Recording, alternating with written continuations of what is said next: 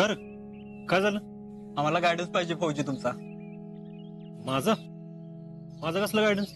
अजय दादा, अरे आपल्या गावातला विक्रम शहीद झालाय, तो आपल्यासाठी आपल्या देशासाठी, त्याची जागा भरून काढायला नको का? आम्हाला बी आर्मीत भरती व्हायचंय. होय, आपल्या विक्रमसाठी, त्याच्या बलिदानासाठी. त्याचं बलिदान असं वाया जातं का म्हणे?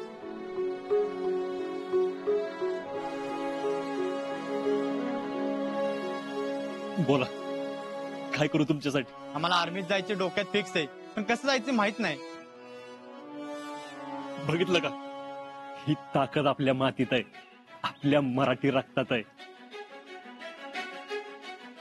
आमचा एक इक्या गेला तर इथं 10 इक्या तयार झाल्यात.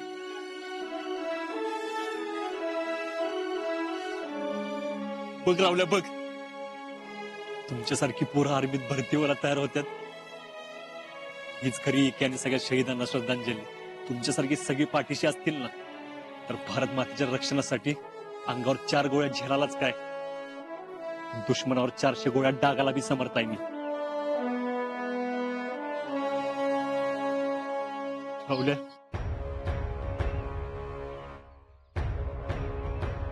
ह्या 4 गोळ्या लागल्या ना तरी आपला भाऊ लढत राहिला. कशासाठी?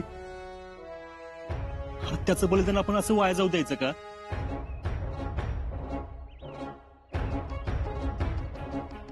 अरे वर जाऊ तर भावाला काय तोंड दाखवायचं, तरी बी तू म्हणतोस नको जाऊ. हा ना आई, आज इक्या गेला पण ही पोरं त्याची जागा भरून काढतात. तुम्ही म्हणताय तसं मी माझ्या बायकोचा, माझ्या घरातल्यांचा विचार करून घरात बसलो ना, तर उद्या कोणाचीच माहिती त्याच्या लेकराला सैन्यात नाही पाठवणार.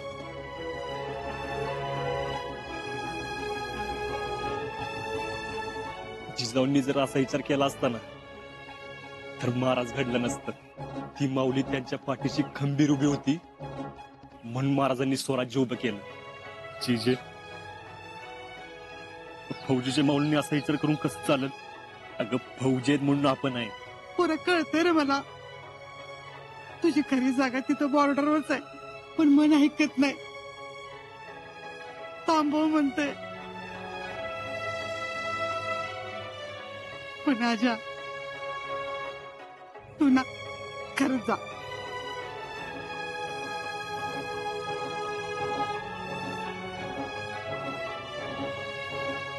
आमचं चुकलं बघ, खरंच तू जा.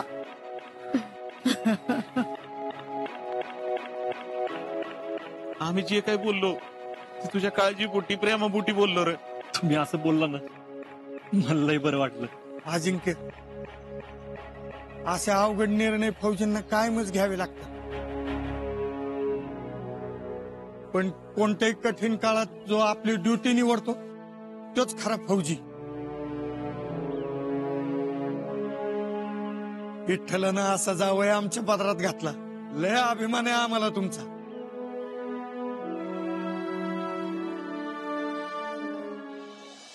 मग कधीपासून येऊ आम्ही? उद्यापासून. अहो अजिंक्य, तुम्हाला तर परवा जायचंय ना, मग 2 दिवसात सगळं कसं करणार?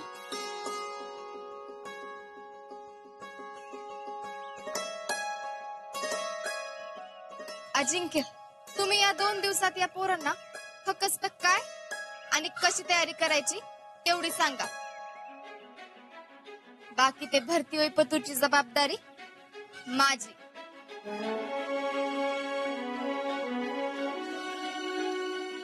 आज्या, टेन्शन नॉट.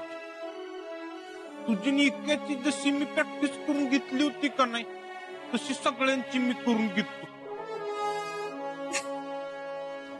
फक्त एक लक्षात ठेवा पोरांनो, आर्मीत गरज म्हणून नाही, तर आपलं कर्तव्य म्हणून भरती व्हा.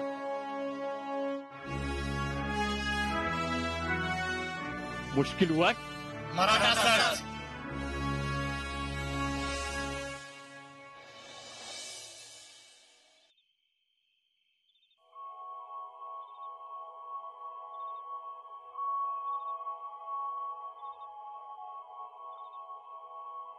गुड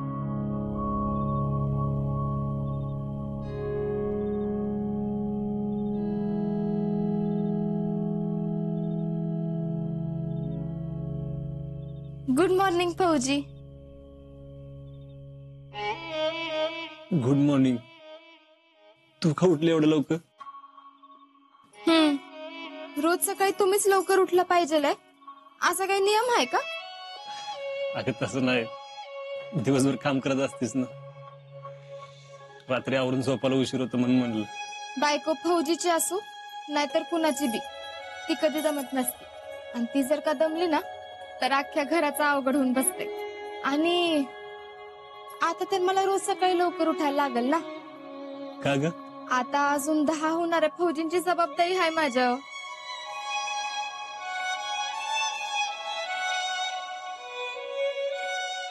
वा, मिसेस फौजी लईच भारी. काय चहा का मी? दोन्ही बी. चला आवरा लवकर, पोरं वाट बघत असतील.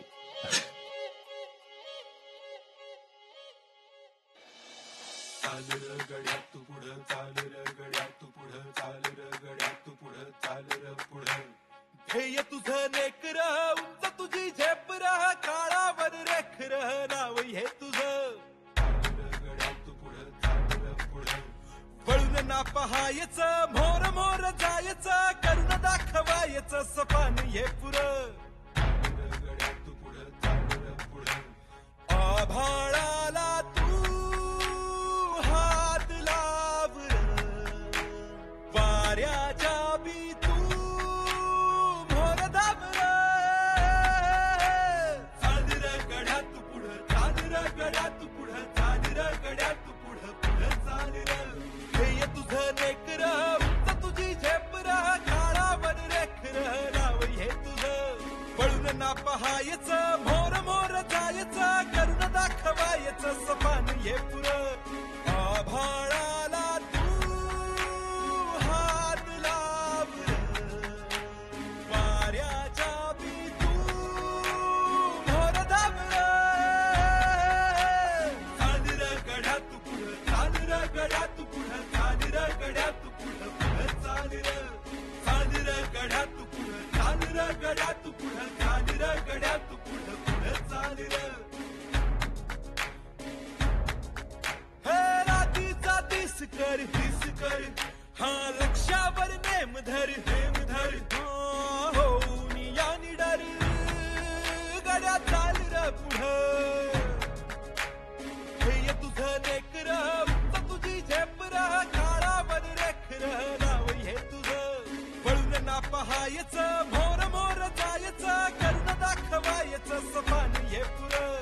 आभाळाला तू हात लावर वाऱ्याच्या बी तू मोर दाबर.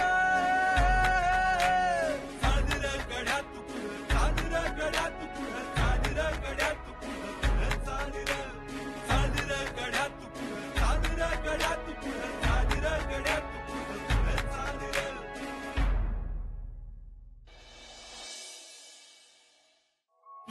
ना जावय बाकी एक नंबर मिळालाय बरं का आपल्याला. काय झालं? अजिंक्य आता आज गावातल्या 10-12 पोरांना घेऊन पळायला गेलो होतं. पळायला का म्हणून? अगं ते त्यांना बी तयार करतात आर्मीत भरती व्हायला. अगं बाई, एकाच हे असं झालं आणि लगेच. अगं भावासारख्या मित्राचं दुःख पचवायचं आणि देशासाठी काहीतरी करायचं, ह्याच्यासाठी लय मोठी जिगर लागते.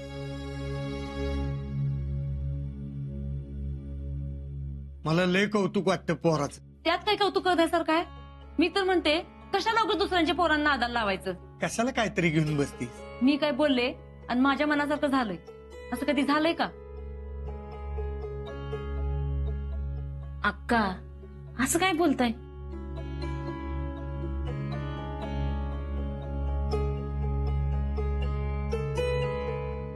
ना काय झालं? वहिनी कशा बोलून गेल्या? अरे काय नाही रे, अजिंक्य आणि शीतलनी अजिंक्य पुन्हा आर्मीत जायला पाहिजे हा निर्णय घेतला खरा, तो आम्हाला सगळ्यांना पटला सुद्धा. पण उशाच्या काय पचनी पडलेलं दिसत नाही अजून तो. आता त्यांचं बी बरोबरच आहे म्हणा. सगळेजण एवढं सांगतात तर अजिंक्यने कशाला हट्ट करावा. तो त्याच्या निर्णयावर ठाम राहिला हेच बरं वाटलं मला. ते बी बरोबर आहे. हा वैनिक ट्रेनिंगला 1000 पोरात अव्वल ठरला अजिंक्य. अशी ऐनवेळी कच खाल्ली असती तर लोक 10 तोंडानं बोलली असते. आणि तसं बी त्या दोघांनी एकमेकांना समजून उमजून निर्णय घेतलाय म्हटल्यावर आपण काय करणार. खरं आहे तुझं. ना आता तुम्ही समजावा अक्कांना. जसं जमल तसं आपण तिला समजवू. मी बघते काय म्हणतात ते. कप द्या. भैयासाहेब देशमुखांचा विजय असो, भैयासाहेब देशमुखांचा विजय असो. भैयासाहेब देशमुख.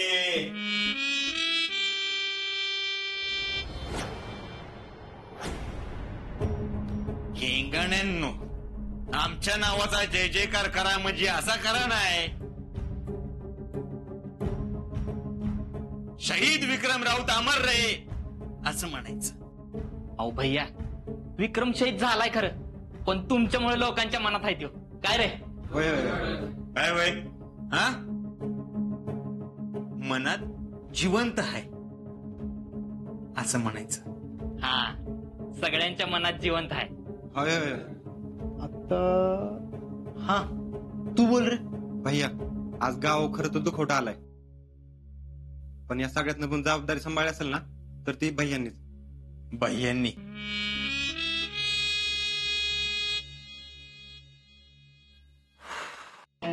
टॅलेंट टेल हिम.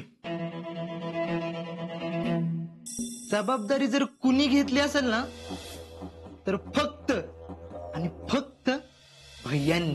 हा, फक्त एकदाच सांगतोय, तिथं जर का कुणी माती खाल्ली तर आई शपथ सडकनं पळून चपलीनं मारी ना. त्या साहेबांना आधीच आम्हाला नाही म्हणून आमचा इगो हर्ट केलाय. टेन्शन नॉट भैया. अहो साहेबांपुढे तुमचं असं कौतुक करतो की तुम्हाला जिल्ह्यावर नाही डायरेक्ट राज्यावर घेतलं पाहिजे. काय रे होय काय वय शम्या, जरा लायकीत बोलावं माणसानं. हा, राज्य काय राज्य, राज्याचं स्पेलिंग तरी माहिती करा आपल्याला. भैया ते जाऊ द्या, आपण सगळं ठरल्याप्रमाणे करायचं आणि त्या साहेबांवर तुमचं इम्प्रेशन कसं पडेल याचा विचार करायचा. पण ते त्या साहेबाला कळलं पाहिजे ना. भैया, तुम्ही ना त्यांना खेटून बसा. म्हणजे तुम्ही त्यांच्याबरोबर फोटो द्याल. आता कसं गावात आहे ना, आपण जिल्ह्यावर झळकलं पाहिजे. हेच त्यामुळे सांगतोय, तिथं नीट वागा, नीट बोला, कारण कुठल्या बी परिस्थितीमध्ये मला हा चान्स सोडायचा नाहीये. भैया टेन्शन नॉट. अहो ते पाटील साहेब तर तुम्हाला त्यांच्या गाडीत घेऊनच जात असतात डायरेक्ट जिल्ह्याला. असं जर का झालं तर तुम्हा सगळ्यांना ऑल इन वन एक पप्पी.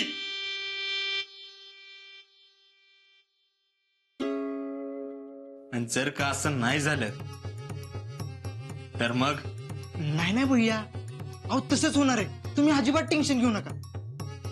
काय रे, होणार का नाही? हा, होणार. चला साहेबांना रिसीव्ह करायला जाऊ.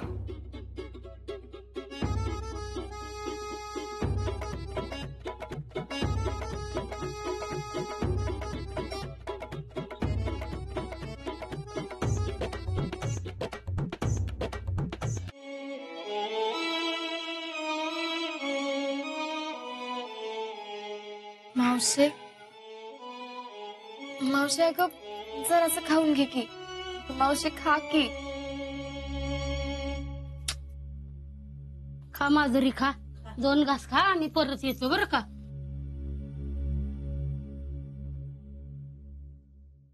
मावशी अगं 4 दिवस झाले कायच खाल्लं नाहीस तू. असं कसं चालेल ग. हे बघ जरासं खाऊन घे. अगं एवढं तरी खाऊन घे. नको बाई, मला काहीच नको. बर हे बघ, ताट इथं ठेवलंय. तुला जेवढं पाहिजे ना तेवढं खाऊन घे.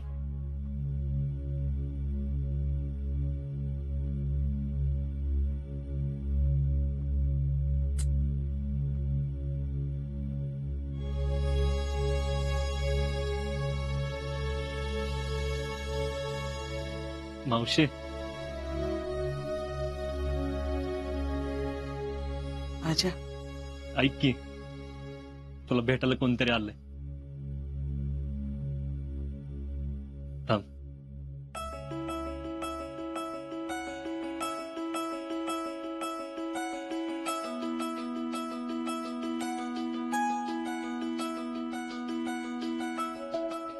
मावशी, ही बघ, काल सगळी ही माझ्या घरी आली होती.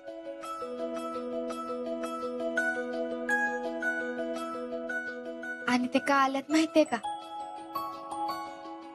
का आलाय तुम्ही?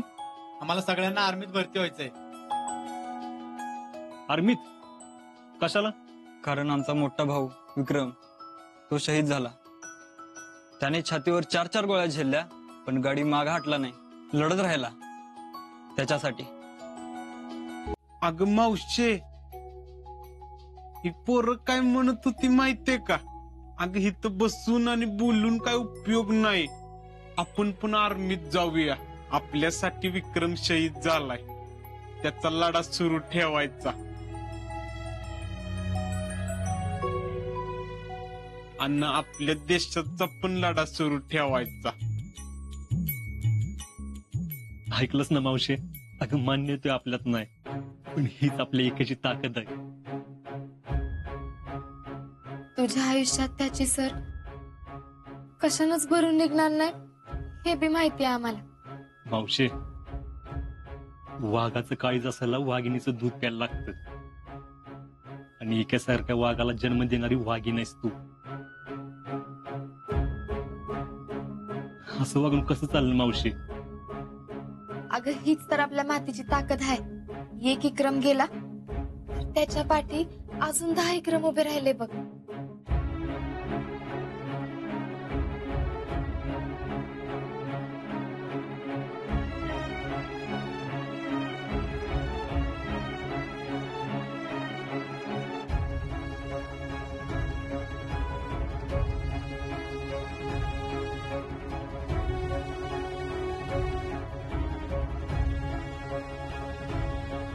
पोरांनो, आज खूप धन्य पावली रे माझी. मावशी, आता रडायचं नाही. नाही बाबा, आता नाही रडत. अरे 10 विक्रम पाठवल्यात देवानं माझ्यासाठी. आता तेवढी 2 घास खाऊन घेतेस का ग? बघितलं का, पोरीला माझी किती काळजी येते.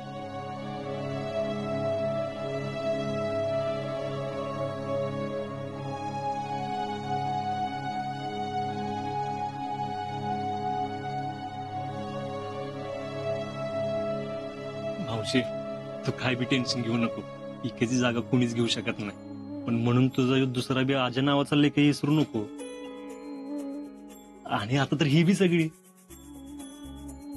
मावशे, मी पण तुझा लोकच आहे. माझ्या पोटी आणखी एखादं लेकरू असतं ना, ते पण मी आर्मीतच पाठवलं असत. मावशी, तुमच्यासारखी आहे म्हणून देश शांत आणि सुरक्षित झोप घेतोय.